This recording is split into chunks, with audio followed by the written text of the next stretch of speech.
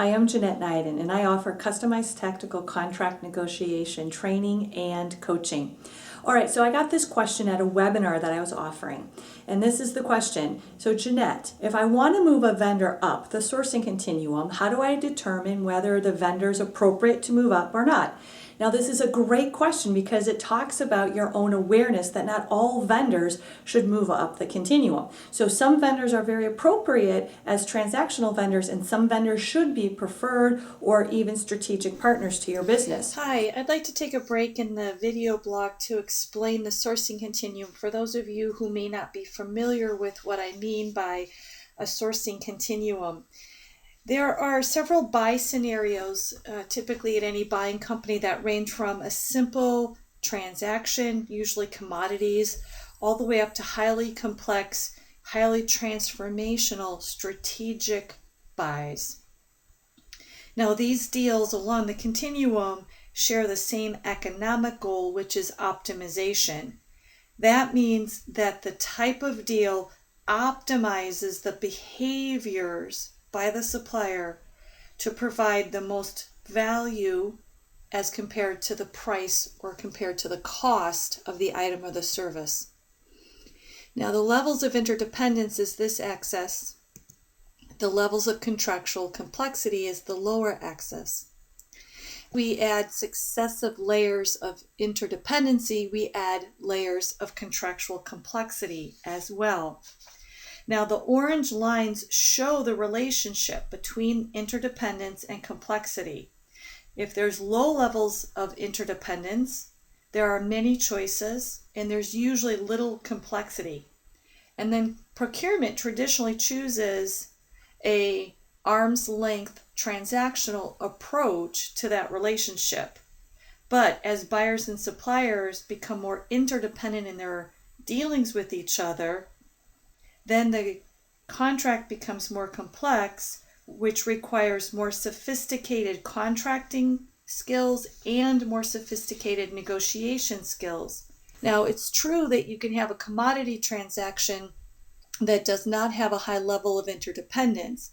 That means that there might be several other suppliers on the market that can provide the raw material to you, but you need to have a high level of contractual complexity around the importation of that particular raw material.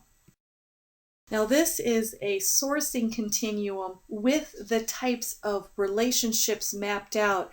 My colleague Jackie Archer designed this map, and I use it with her permission. At the lowest level in the left is the commodity supplier. There's usually simple terms that might be your open PO. Then there's a preferred supplier. Now, they've usually gone through some sort of a qualification process, and there's a long-term agreement in place. Then you've got your strategic supplier, which is your risk-sharing agreement. Your alliance partner, which is risk and revenue sharing agreement. I want to emphasize the revenue part of an alliance agreement. And then you've got your equitable partnership, which is usually a joint venture, which is a legal entity. Now, each of these has a different outcome associated with the levels of interdependency.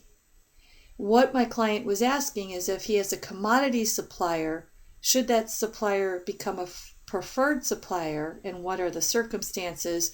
Or should a preferred supplier become a strategic supplier to his organization, and what are those circumstances that would make that the right decision? So the first step that you take is you map out the relationship along the sourcing continuum.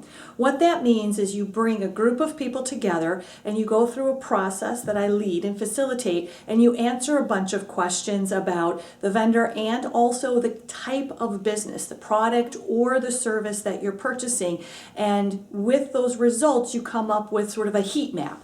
So it'll show you what different people perceive of the relationship type, and it should be fairly clear to you at the end of this process what kind of relationship it should be. The next step I'd suggest is to determine whether this vendor is compatible enough, if you move them up, to work and thrive in your company's environment.